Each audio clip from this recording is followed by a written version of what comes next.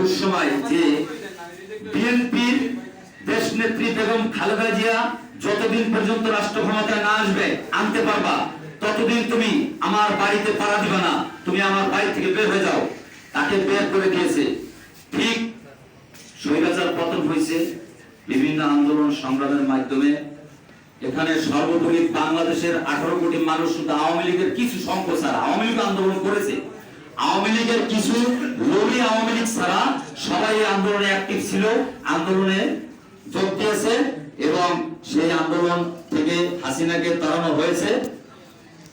5 তারিখের পরে বিএনপির অনেক নেতাকর্মী নতুন পোশাক নতুন টাকা দিয়ে আমাদের লুটপাটের অনেক কিছুই করে, সেজন্য আমাদের বদনাম হয়। যাই হোক, আমরা সেগুলো রুখে দিব।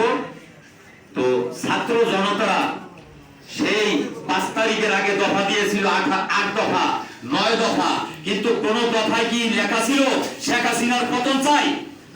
কোন দফায় লেখা ছিল না শেখ হাসিনার পতন চাই। বরঞ্চ এই ছাত্ররা ওই হারুনের হোটেলে গিয়ে ভাত খেয়ে এই আন্দোলনকে পণ্ড করে দিয়েছিল। সেই দিন আমার নেতা জনাব তারেক রহমান লন্ডন থেকে ডাক দিয়েছিল হাসিনা পতনের এক দফা আন্দোলন। সেই আন্দোলন বাংলাদেশের সারা বাংলাদেশের 18 কোটি মানুষ ঝাঁপ দিয়ে পড়েছিল হাসিনা পতনের আন্দোলনে। তারপরে আমরা হাসিনাকে পতন করতে পেরেছি। আজ সেই ওই কয়েকজন ছাত্র, কেউ উপদেষ্টা, কেউ আবার সরকারি খরচে রাজনৈতিক দল গঠন করছে। দল গঠন করে হেরায় একটা চাল চালে সংস্কার চাই, সংস্কার চাই। আরে বেটা, সংস্কার কি তুই জানোস? তোর সংস্কার কি সেটা জানোস? কেউ জানোস না। সংস্কার চাইলেই পাওয়া যায় না। আজকে যারা এই নির্যাতিত বিএনপি নামে বিভিন্ন কথাবার্তা বলে, বিএনপির সিনিয়র নেতাদের নামে যেসব সমালোচনা করে, এদের সেই সমালোচনা করার যোগ্যতা আছে? নাই।